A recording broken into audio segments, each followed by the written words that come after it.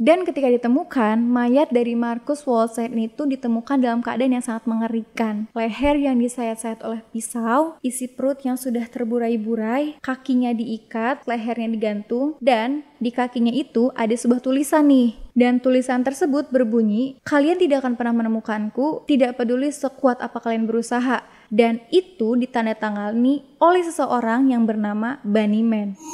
Hai guys, assalamualaikum warahmatullahi wabarakatuh. Apa kabar teman-teman semuanya? Sehat selalu dan jangan lupa buat jaga kesehatan terus ya. Oh iya, aku mau ngucapin terima kasih banyak buat teman-teman semua yang udah subscribe. Dan buat kalian yang belum subscribe, please subscribe dulu. Karena kedepannya kita bakal cerita-cerita hal-hal yang seru, unik, menarik, serem seperti yang bakal aku ceritain malam hari ini.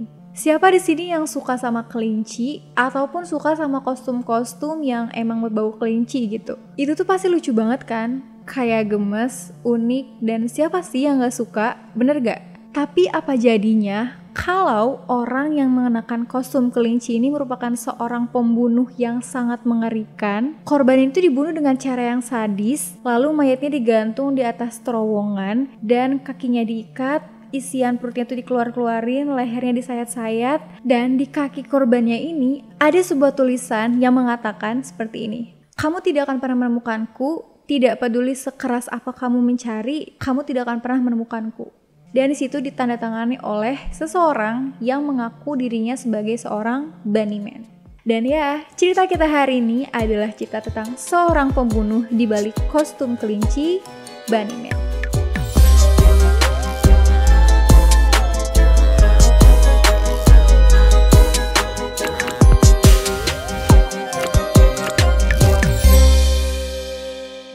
Cerita kali ini datang dari daerah Virginia, Amerika Serikat. Cerita urban legend ini sudah cukup ramai dibincangkan ataupun memang sudah cukup populer di sana. Dan ini tuh cerita yang ramai dari mulut ke mulut sehingga cerita itu nggak pernah habis sampai sekarang. Sebenarnya banyak sih cerita dengan versi yang berbeda-beda tentang Bunnyman ini, tapi aku bakal menceritakan cerita Bunnyman ini dari yang sangat populer, yaitu karyanya Timothy C. Forbes. Cerita Bunnyman ini berasal dari daerah Fairfax, Virginia, Amerika Serikat. Di daerah Fairfax ini ada sebuah kota kecil yang bernama Clifton. Dan for your information guys, saat itu nih, si kota Clifton itu merupakan kota terkecil, terpencil yang mungkin gak ada penghuninya di dalamnya. Hingga pada abad ke-19, di kota kecil yang bernama Clifton tadi terjadilah perang sipil. Dan berasal dari situlah hingga pada akhirnya kota Clifton ini menjadi kota yang sangat ramai. Nah, jauh di dalam hutan yang ada di kota Clifton tadi, ada sebuah rumah sakit jiwa yang bernama Asylum, yang di dalamnya itu terdapat para ODGJ yang memang gangguan itu sangat berat. Dan ada juga nih versi lain yang mengatakan kalau misalkan bangunan tersebut tuh sebenarnya bukan rumah sakit jiwa, tapi kayak semacam penjara gitu. Pada umumnya rumah sakit itu biasanya ada di wilayah-wilayah kota yang cukup ramai gitu. Nah, tetapi beda hal dengan rumah sakit jiwa yang ini tuh ada di tengah hutan yang ada sebuah kota gitu. Aku bingung sih kenapa rumah sakit ini tuh dibangun di tengah-tengah hutan yang jauh dari pemukiman. Mungkin karena di dalamnya itu diisi oleh orang-orang yang memang berpotensi membahayakan warga-warga sekitar. Tapi itu menurut aku ya. Kemudian, masyarakat di sekitar merasa terganggu dengan adanya rumah sakit jiwa ini. Meskipun letaknya cukup jauh dari pemukiman, karena memang ada di tengah hutan, akan tetapi masyarakat tuh tetap merasa tidak nyaman dengan adanya rumah sakit jiwa ini. Hingga pada akhirnya, penduduk dari kota Clifton ini berkumpul, mendemo, dan membuat sebuah petisi. Yang di dalam petisinya tersebut berisi permintaan untuk rumah sakit jiwa tadi dipindahkan ke tempat yang lain. Kemudian, dengan berbagai macam pertimbangan, akhirnya pemerintah menyetujui petisi tersebut. Dan setelahnya, pemerintah membangun rumah sakit jiwa di tempat lain yang bernama Lorton. Lalu, pada tahun 1904, para penghuni yang ada di rumah sakit jiwa tadi dipindahkanlah menuju Lorton menggunakan beberapa mobil bus. Dan di tengah perjalanan, ada nih satu mobil bus yang keluar jalur dan pada akhirnya kecelakaan. Beberapa penumpang yang ada di dalam mobil bus tadi tuh ada yang luka-luka dan ada juga yang melarikan diri. Sedangkan supir yang mengemudi bus tadi tewas di tempat.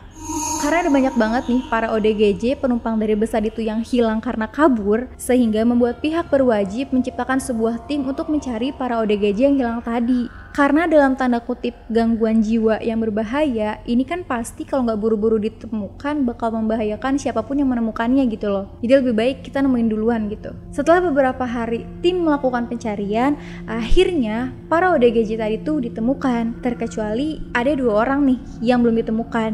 Yang pertama bernama Marcus Wolster dan yang kedua bernama Douglas J. Griffin.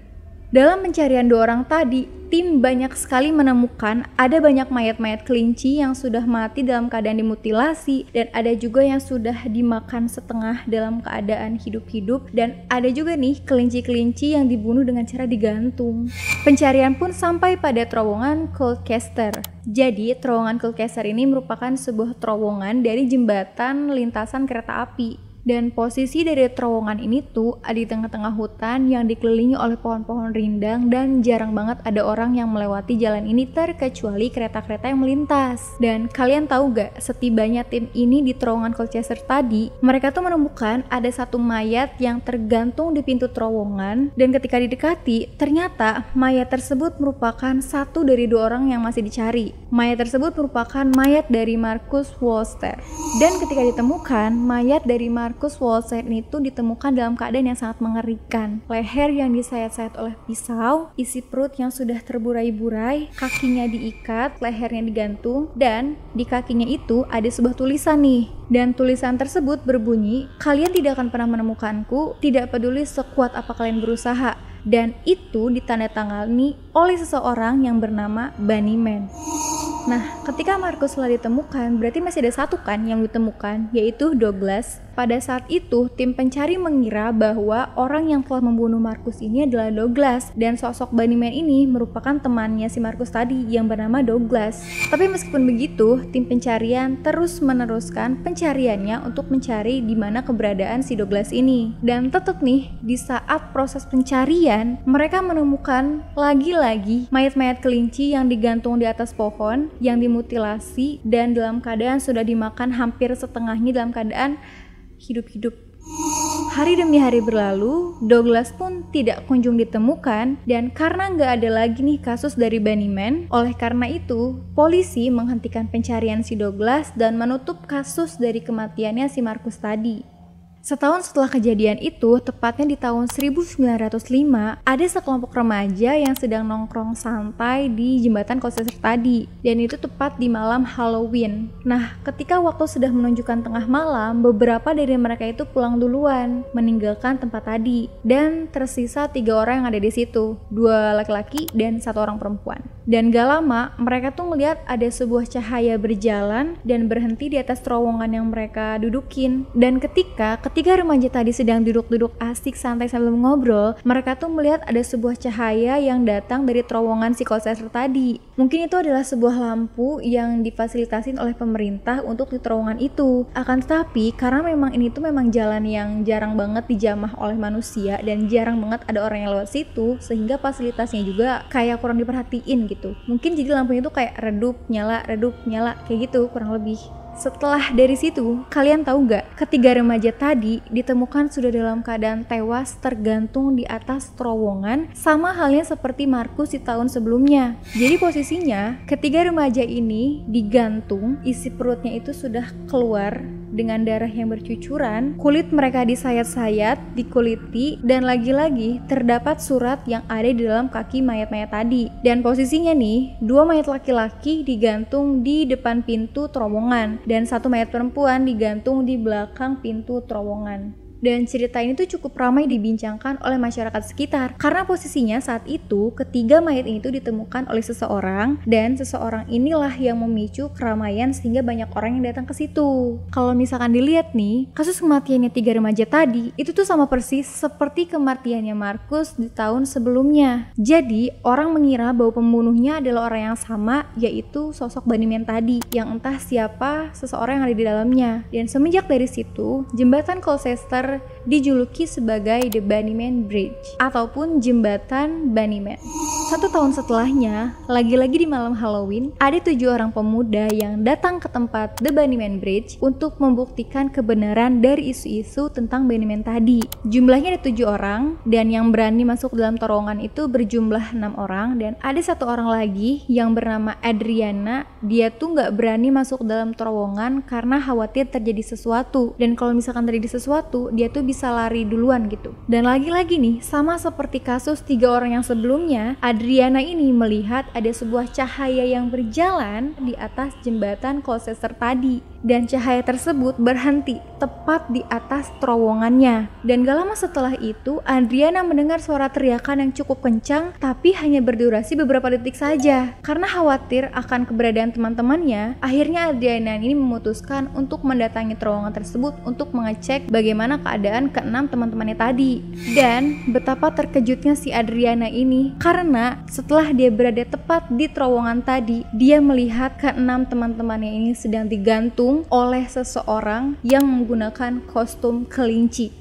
Dan orang tersebut memegang sebuah kapak yang sudah berlumuran darah. Karena takut, Adriana pun berlari sekencang-kencangnya menuju rumah sambil tangannya itu gemetaran, hatinya itu deg-degan. Karena gimana sih, dia tuh abis ngeliat teman-temannya itu abis dibunuh gitu. Karena kan pasti ada trauma tersendiri kan. Sesampainya di rumah, Adriana ini tuh berceritalah kepada orang-orang yang ada di situ. Karena dia sedang dalam keadaan tertekan, sehingga dia tidak bisa menjelaskan ceritanya itu secara jelas dan mendetail. Jadi terkesan bertele-tele dan gak jelas gitu, gak informatif gitu.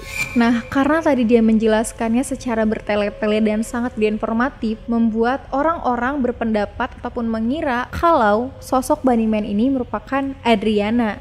Karena dianggap membahayakan, Adriana ini dikurung di sebuah rumah sakit jiwa yang bernama Lorton. Tapi aku cukup aneh sih, kenapa tanpa bukti yang kuat dan hanya berdasarkan dugaan-dugaan aja, si Adriana itu malah dipenjara. Padahal kan baiknya harusnya diselidiki dulu kan. Dan aku tuh percaya banget kalau misalkan polisi itu pasti bakal menemukan gitu loh. Jadi nggak sekonyong-konyong langsung dipenjara aja gitu. Nah, setelah Adriana ini penjara, orang-orang mengira kalau kasus dari Bunnyman itu tidak akan pernah terjadi lagi. Padahal, 8 tahun setelah kejadian Adriana tadi, ada lagi nih 9 orang remaja yang mendatangi terowongan tadi untuk mencari kebenaran tentang isu-isu dari Bunnyman ini. Karena si Adriana ini tuh masih di penjara, gak mungkin kan kalau misalkan pelaku pembunuhan 9 remaja tadi tuh dia.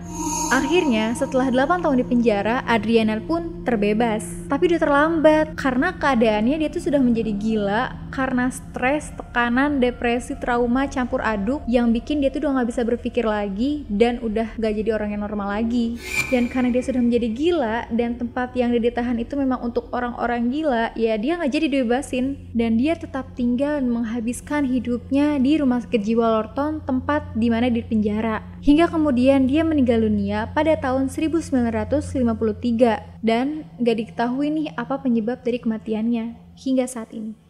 Tapi kalau menurut aku, dia itu meninggal karena tekanan, stres, depresi. Karena kan dia abis melihat teman-teman itu dibunuh kan, pasti ada trauma tersendiri yang gak bisa dijelasin secara medis. Nah, semenjak saat itu, cerita tentang Bunnyman itu dianggap sebuah cerita tabu dan jadi sebuah pantangan bagi siapapun untuk tidak menyebutkan ataupun menceritakan tentang Bunnyman ini. Masyarakat pun dilarang untuk melewati terowongan tersebut agar tidak terjadi kejadian serupa dan tidak berjatuhan korban lagi gitu. Nah guys, jadi cerita tentang Bunnyman yang aku ceritain tadi tuh itu versi populer yang ditulis oleh Bapak Timothy C. Forbes. Akan tetapi sayang banget, cerita itu dianggap hanya sebuah kisah fiksi ataupun lelucon belaka oleh Brian E. Conley. Jadi Bapak Brian ini pun merupakan seseorang yang meneliti dan mencari tahu tentang kasusnya dari Bunnyman ini. Dan dia beranggapan bahwa cerita-cerita Bunnyman yang ditulis oleh Bapak Timothy merupakan cerita fiksi aja gitu, nggak benar. Karena menurut Bapak Brian, ada detail-detail ataupun keterangan-keterangan yang salah dan kurang tepat dari apa yang ditulis oleh Bapak Timothy C. Forbes tadi. Contohnya seperti, sebenarnya gak ada nih asylum ataupun rumah sakit jiwa di Fairfax. Dan kedua, rumah sakit jiwa Lorton itu didirikan pada tahun 1910. Akan tetapi, cerita yang diceritakan oleh Bapak Timothy ini tuh seolah-olah rumah sakit jiwa Lorton ini tuh sudah berdiri sebelum tahun 1910. Jadi ada keterangan waktu yang salah gitu. Ketiga, gak ada nih yang namanya Marcus dan Douglas di pengadilan Fairfax ataupun catatan perpustakaan Fairfax. Tapi apakah Bapak Brian Conlin tuh langsung menilai kalau cerita dari Bunnyman ini adalah sebuah fiksi? Enggak juga, karena setelah dari situ juga dia terus menelusuri dan mencari tahu fakta-fakta yang sebenarnya dari kejadian Bunnyman ini. Dia mencari tahu seluruh catatan kriminal pembunuhan di Clifton yang ada hubungannya dengan kostum-kostum kelinci. Akan tetapi Bapak Brian Conlin itu tidak menemukan adanya catatan kriminal pembunuhan yang ada hubungannya dengan kostum kelinci. Hingga suatu hari, Bapak Brian Conlin itu membaca sebuah artikel karya dari mahasiswa Universitas Maryland. Jadi, isi artikel yang ditulis oleh mahasiswa Universitas Maryland ini tuh merupakan cerita-cerita lokal yang ada di Virginia, Amerika Serikat. Dan setelah dari situ nih, Bapak Brian Conlin itu langsung mencari tahu ke Washington DC kebenaran dari artikel yang ditulis oleh mahasiswa tadi. Dan dari artikel tadi, Bapak Brian Conlin itu menemukan ada 2 catatan pembunuhan yang masih ada kaitannya dengan kostum kelinci. Tapi nih, ada yang berbeda. Jadi detail tempatnya tuh bukan di jembatan Bunnyman tadi. Kasus pertama ada di tanggal 19 Oktober tahun 1970. Kasus ini dilaporkan oleh seseorang yang bernama Robert Bennett. Nah, si Robert Bennett ini merupakan seorang kadet Akademi Angkatan Udara Amerika Serikat. Jadi suatu malam nih, dia bersama tunangannya baru saja pulang menonton pertandingan sepak bola. Dan rencananya pulang dari pertandingan sepak bola tadi, mereka berdua ingin mampir ke rumah pamannya si Bennett tadi. Dan ketika telah sampai, baru saja memarkirkan mobilnya, tiba-tiba ada seseorang yang terlihat dari kaca spion mobilnya ini. Dan gak lama setelah mereka melihat ada seseorang yang berada di spion mereka, ada sebuah kapak yang terlempar dan merusak kaca dari mobil mereka. Untungnya kapak ini tuh tidak mengenai siapa-siapa. Dan sosok yang melempar kapak tadi terlihat menggunakan kostum seperti kostum kelinci. Dan si sosok yang melempar kapak tadi nih, yang menggunakan kostum kelinci tadi, dia tuh bilang kalau misalkan kamu telah masuk ke wilayahku dan aku tahu nomor plat mobil kamu. Jadi hati-hati. Dan saat itu, orang yang melemparkan kapak itu ingin masuk ke dalam mobilnya melalui lubang dari kaca akibat pecahan dari kapak tadi. Akan tapi karena takut, si Robert Bennett ini tuh langsung menancapkan gas mobilnya dan langsung pergi dari tempat itu. Dan gak lama kemudian, si Robert Bennett ini melaporlah kepada polisi. Lalu kasus kedua berada di tanggal 29 Oktober 1970. Tepat 10 hari setelah kejadian dari si Robert Bennett tadi. Kali ini yang melaporkan bernama Paul Phillips. Dan kejadian dari si Paul Phillips ini tuh gak jauh dari kejadiannya si Robert Bennett. Jadi kayak masih satu blok gitu dan mungkin kisaran 1 kilometer aja jaraknya. Nah, si Phillips ini merupakan seorang satpam yang bertugas untuk menjaga kawasan konstruksi. Dan suatu hari nih, dia tuh melihat ada seseorang mengenakan kostum kelinci berdiri di sebuah rumah yang masih dalam proses pembangunan. Dan si Phillips ini mengaku kalau dia melihat si sosok yang menggunakan kostum kelinci itu membawa sebuah kapak. Dan ketika didekati, ditegurlah oleh si Phillips ini kalau misalkan orang yang menggunakan kostum kelinci ini tidak memiliki izin untuk masuk wilayah tersebut. Akan tetapi, setelah ditegur, manusia yang menggunakan kostum kelinci itu justru mengancam. Katanya, kalau misalkan si Phillips ini gak pergi dari situ, kepalanya bakal dipenggal. Tapi si Phillips itu gak punya rasa takut sama sekali. Dia pergi ke mobilnya untuk mengambil sebuah pistol, dan ketika si Phillips ini balik lagi ke tempat, orang tadi udah gak ada. Dan karena udah ada 2 laporan serupa nih, akhirnya polisi menanggapi serius tentang hal ini. Dan pada tanggal 31 Oktober 1970, tepat 2 hari setelah kejadian dari Bapak Phillips tadi, kasus ini diserahkan kepada Bapak Johnson. Jadi Bapak Johnson ini merupakan seseorang yang berasal dari bagian kepolisian. Nah, Bapak Johnson ini karena merasa memiliki tanggung jawab dan tugas, dia mendatangilah tempat konstruksi di mana kasus Phillips itu terjadi. Jadi nama tempat konstruksinya itu King Park West Subdivision. Tapi nih, ketika Bapak Johnson ini sampai di sana, dia tuh nggak nemuin petunjuk apapun dan dia pun kembali ke kantor kepolisian. Setelah tidak lama Bapak Johnson pergi dari sana, tiba-tiba Bapak Johnson ini mendapatkan sebuah telepon yang berasal dari orang konstruksi yang dia temui tadi. Orang konstruksi ini mengatakan kalau dia baru saja menerima telepon dari seseorang yang mengaku dirinya sebagai pria kapak. Dan di dalam teleponnya, pria kapak ini mengatakan kalau misalkan proyek konstruksi ini tuh merusak alam dengan adanya penebangan-penebangan liar dan diganti dengan bangunan, dan dia tuh tidak menyukai hal itu gitu. dan si pria kapak itu pun mengajak ketemuan orang konstruksi itu malam ini. Dan ketika malam tiba, Bapak Johnson ini mendampingi orang konstruksi yang datang untuk menemui manusia kapak tadi. Diawasi dari jauh karena khawatir akan menimbulkan hal-hal yang tidak diinginkan kan, atau justru malah tidak bisa memancing orang kapak tersebut keluar dari persembunyiannya. Tapi setelah ditunggu nih berjam-jam, manusia kapak tadi tuh tidak datang juga. Kemudian pada tanggal 4 November 1970, 4 hari setelah kejadian diteleponnya orang konstruksi tadi, ada nih seseorang dari masyarakat setempat yang menelpon Bapak Johnson. Dia mengatakan kalau misalkan anaknya ini tahu nih identitas sebenarnya dari sosok siapa di balik manusia kapak tadi atau Bunnyman ini. Akan tetapi ketika didatangi ke rumahnya, sebenarnya anaknya itu nggak pernah ketemu langsung sama si sosok Bunnyman ini ataupun pria kapak tadi.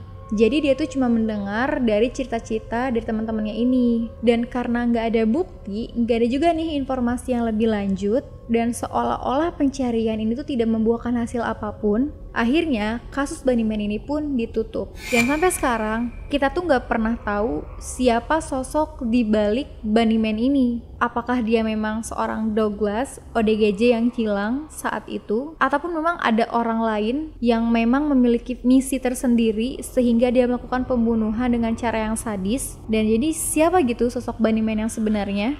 Dan apakah cerita tentang Bunnyman itu merupakan based on true story ataupun hanya karangan fiksi yang diciptakan oleh seseorang untuk keuntungannya tersendiri? Kita juga nggak pernah tahu. Tapi aku harap kejadian-kejadian kayak ini tuh nggak akan pernah terulang lagi ke depannya. Dan kalau memang kasus dari Bunnyman itu merupakan based on true story, semoga pelakunya segera ditemukan agar bisa segera bertanggung jawab atas perbuatannya. Dan ya, itu dia cerita dari urban legend Bunnyman ini. Gimana menurut kalian? Please tuangin pendapat kalian dan aku bakal buka diskusi selebar-lebarnya di kolom komentar. Dan buat kalian nih, kalau misalkan masih ada yang kurang ataupun keliru dari informasi yang aku bawain tadi, please komen di bawah, kasih tahu aku. Dan buat kalian yang punya ide ataupun topik yang mungkin bisa aku bahas di next content, please komen aja di bawah. Oh ya, buat kalian yang belum subscribe, please subscribe dulu biar aku lebih semangat buat bikin kontennya. Terima kasih sudah datang ke videoku. See you next video. Wassalamualaikum warahmatullahi wabarakatuh.